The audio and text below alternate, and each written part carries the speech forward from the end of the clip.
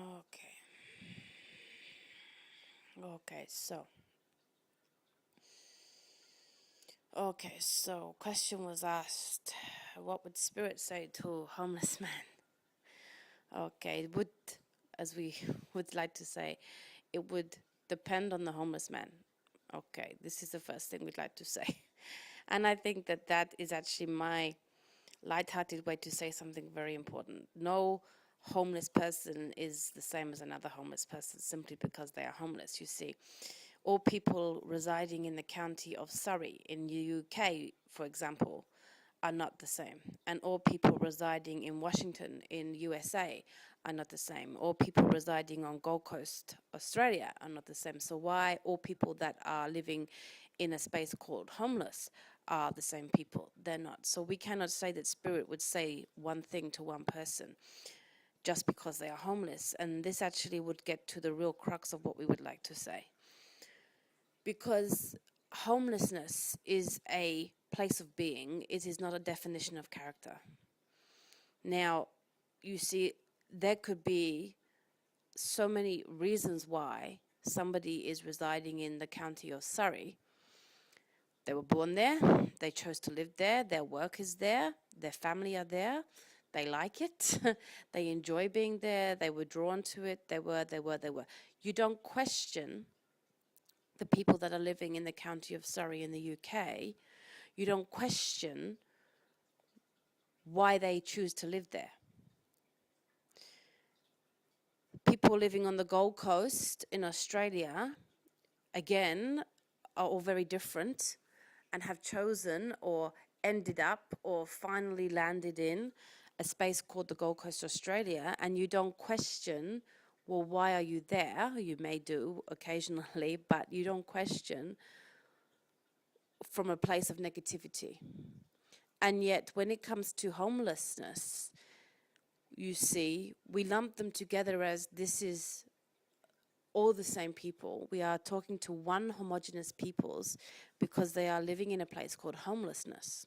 Well, there are so many reasons, so many explanations, so many desires that have brought them to that place called homelessness that we can't say that there is something you should say to them simply because they are homeless. And that in itself should give you the understanding that you need to say, okay, this is just another person. Their choice, and it is a choice, let's be honest, and this is hard for people to accept, but everything in your life has happened to you, come to you, been brought to you by a choice you're making in the moment that you're living. So even people that are homeless, and everyone sees it as a negative, and maybe we say that not all people who are homeless see it as a negative, it is by choice. So therefore, their choices have led them to this place of residence called homelessness. And don't come at that from a place of negativity in the first instance. Just accept them as a person who has made choices that has brought them to this space, and say, well, who are you? In the same way that you would try to connect from a person from Surrey or a person from Washington or a person from the Gold Coast, you have to approach them as an individual residing in a space called homelessness and just say, well, who are you? Tell me who you are so we can connect. Let's see where our points of reference are so that we can connect. Let's share this space and time that we are having this conversation in so that we can connect. And your homelessness is probably the least important thing about you, because I can't imagine walking into the county of Surrey, UK, and knocking on everyone's doors and saying to everybody in the space of Surrey, so why are you in Surrey? And have that as the basis for a meaningful conversation. I might say, who are you? I might say, what do you enjoy? I might say, what are your passions? What are your loves? What are your interests? I might say, what do you think about so-and-so? I might say all manner of things to begin a conversation where we can find points of reference in order to engage in and share a harmonious dialogue and a harmonious moment in time on a vibrational level where we can connect and say joy, and said this was a pleasurable experience from both, than to walk around saying, everybody living in Surrey, well, hello, why have you chosen to live in Surrey? I can't really connect with that unless I also am living in Surrey and really want to know from deep research purposes why they are living in Surrey. So it's fascinating to us that you see homelessness is become extreme negativity. Well, it's only negative if the person sees it. And of course, there are lots of people that are homeless that don't want to be. But there really are a lot of people who are homeless that do want to be. And the reasons they want to be is because of the choices they believe they would have to make in order to stop being homeless. Now, we know and you know that there are countless choices that could be made to take them out of homelessness and into a residence of more fixed nature. And we would say that they might be better choices and they might be more profitable choices for that individual to experience greater joy in their life. But you see, if you are trying to connect with those people that you have termed homeless, then we would say, well, why would you start from a place that you obviously have no point of connection with?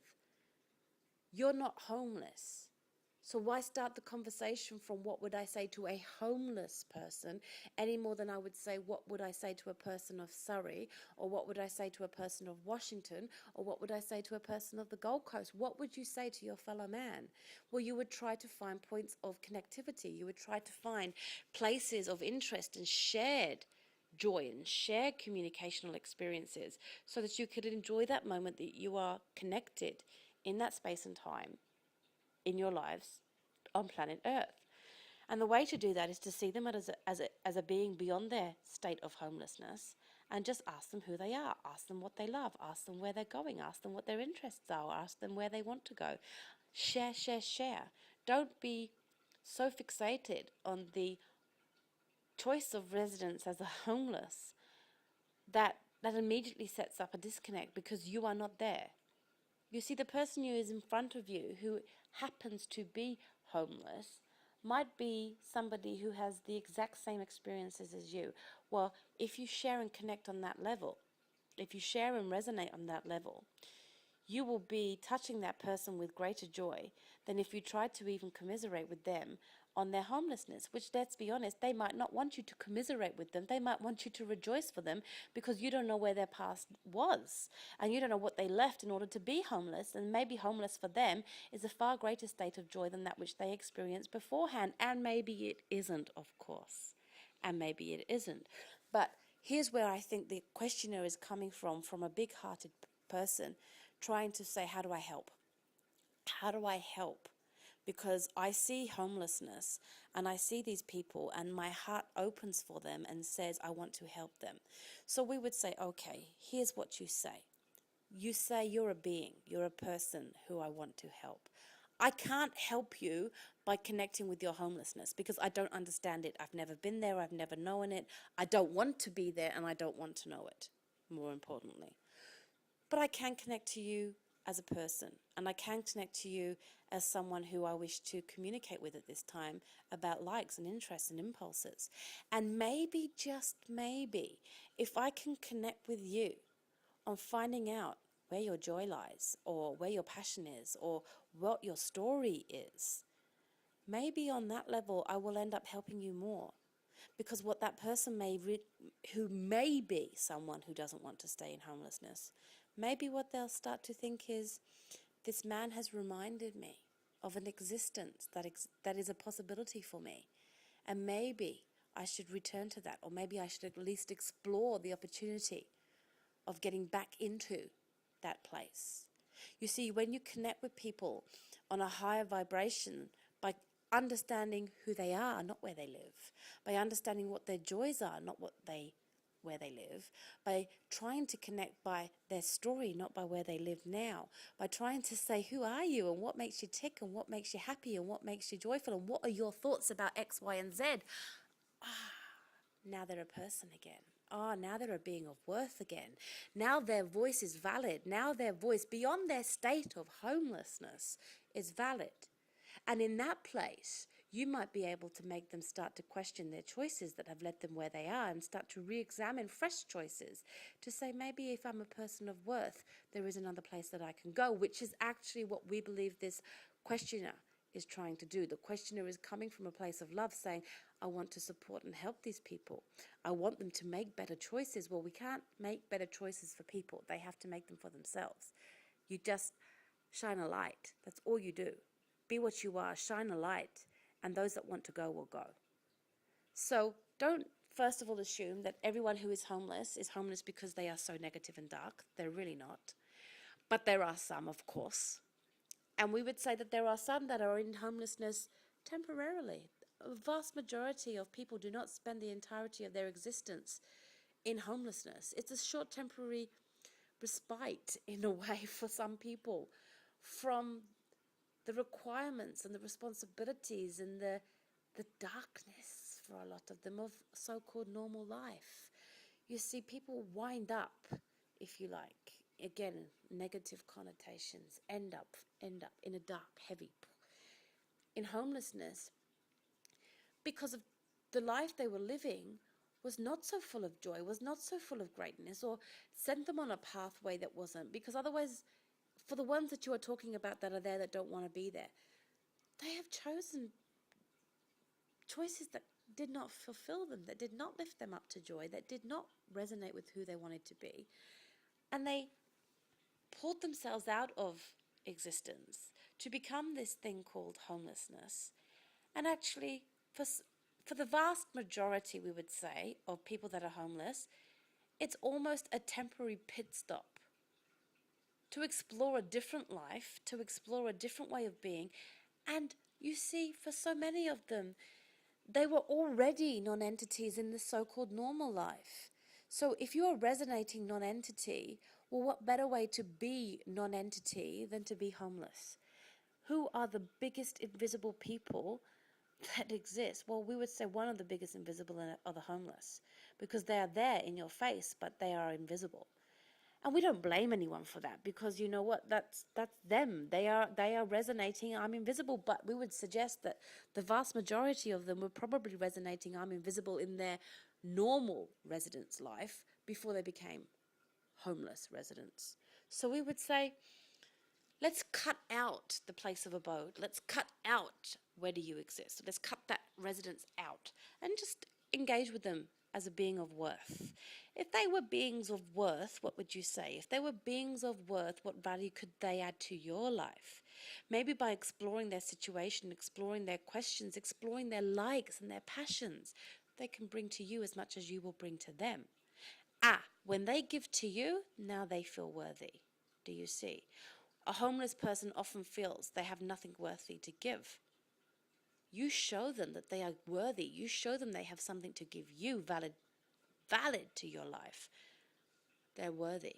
Or well, they can't stay invisible if they're worthy, and they can't stay unobserved if they're worthy. Whether they choose to be in a place of residence called homeless, or whether they choose to go and put in a fixed abode, it doesn't matter then. You see, if they're worthy, they're not invisible. If they're worthy, they can start making good choices. And those good choices can take them in so many different directions. And not everyone who feels worthy wants to go and buy a house. Not everyone who feels worthy wants to give up hopelessness for absolute truth, because they perceive it to be a different existence. But there are obviously a load of people abiding in homelessness who would function and feel so much better if they could get into a more normal fixed abode. But they'll do so from a place of feeling worthy again. So the greatest gift you could give to them is to let them gift you with their knowledge, gift you with their wisdom, gift you with their experience, gift you. So we would almost say, what do you say to them? No, what can they say to you? What can they say to you? Because in the saying to you of something valid, of something extraordinary that only that person can say, they become worthy in their own eyes. Well, when you're worthy in your own eyes, you can't live a life of invisibility. And that will be more changing for them than trying from a biggest open heart that you have of trying to get them to make right choices. So we would not necessarily start from what would Spirit say to a homeless person. We would say engage with them in a meaningful space of conversation and direct conversation to that person as an individual that What do they have to show you? What can they possibly enlighten you? How can they change your life? Then they're a being of worth. That might just do more for them than any other well-meaning questions that you have to ask. We hope this has answered your question with love.